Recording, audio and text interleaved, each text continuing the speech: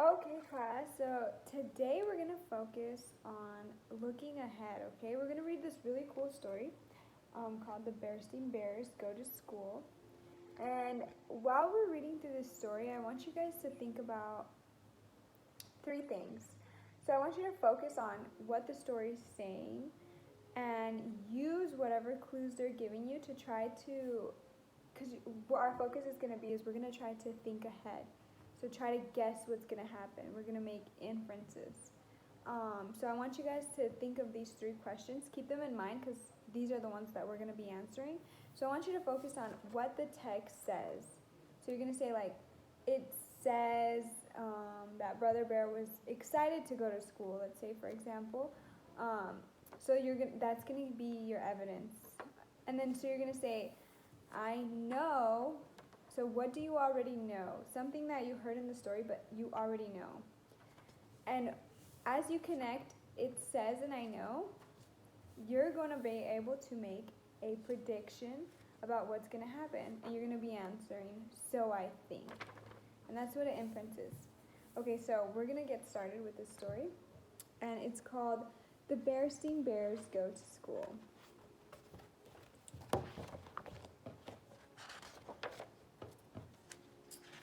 Okay, so it had been a wonderful summer for Bear family. They had gone swimming and boating at the lake. They had picnicked in the woods and taken many walks along sunny paths. But now summer was just about over. There was a nip in the air. The birds were beginning to fly south, and the leaves on the treehouse were changing colors.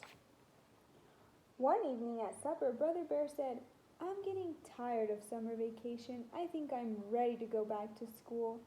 That's good news, said Papa Bear, because school will be starting very soon. Sister Bear's ears perked up at the word school. Mama Bear noticed. As a matter of fact, she said, Sister and I are going to go meet her new teacher tomorrow. This year, Sister would be starting kindergarten.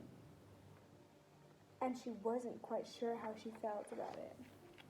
She liked being at home with her mother and father, her books and her toys, and all her friends. What will school be like, Mama? She asked at bedtime.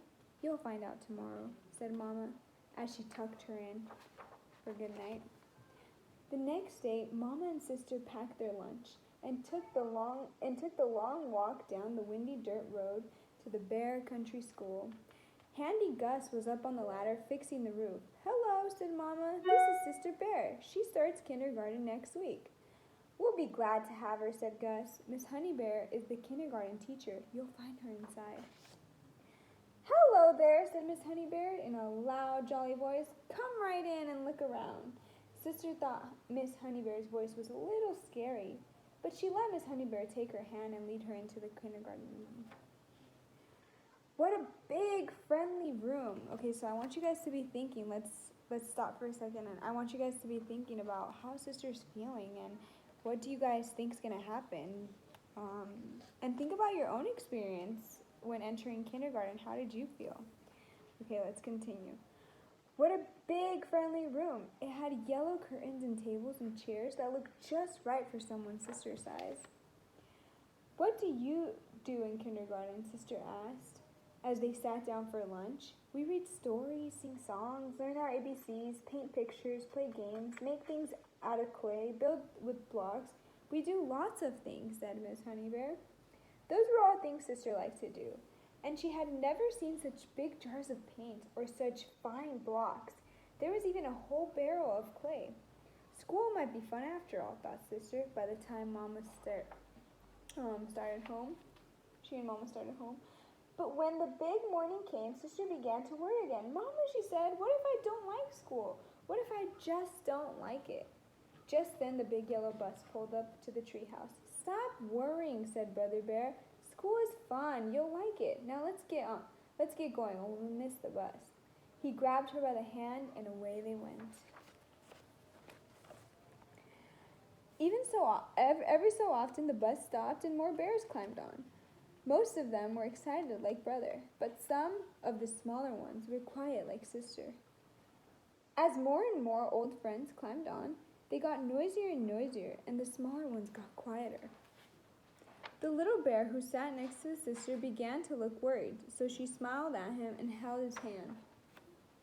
At last, the bus arrived. The Bear Country School looked very nice. Handy Bear Gus had to fix the roof and paint the trim and cut the grass.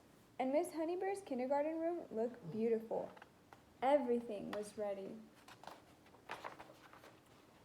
Before long, the kindergartners got noisy. 2 of them wanted to play the same dump truck, 2 others wanted to look at the same book, and the whole gang of them wanted to be first to play with the blocks. What a commotion! Suddenly, a loud, jolly voice called out, "Story time!" Miss Honeybear was calling the class to the book corner. That quieted things down. After the story, Sister tried everything. She painted a picture, helped build a block city, made a giant clay donut, and looked at the books. She ate all of her bread at honey at snack time, and she fell asleep at nap time. When she climbed off the bus with Brother at the end of the day, Sister was the excited one. "Mama, Papa, look what I did in school today," she said, holding up her painting. A few days later, the weather turned warm again, as it does in early fall. Brother was restless at breakfast. "I wish it was still summer vacation," he said, "so I wouldn't have to go to school today." "Oh, come on, Brother Bear," said Sister. "School is fun. Let's get going, or we'll miss the bus." On the bus, all the bears were talking about the things they were going to do at school. Soccer practice, science projects, music lessons. Thought Brother Bear. Sister Bear was right. School is fun. And off they went on the big yellow bus to the Bear Country School. The end. Okay, so I want you guys to focus, to think about the story, and just think about the things that you noticed about it, clues that give you any hint to what's going to be happening and how you know that this is what might happen. So I want you guys to keep thinking about these 3 questions. I know, it says, so I think. Okay? And we can be wrong when we make inferences. Don't think that it's one specific answer, because we're using the clues, but we're going to try to make the best guess because we're using the clues to try to predict what's next. Okay? So I just want you guys to focus on those 3 questions.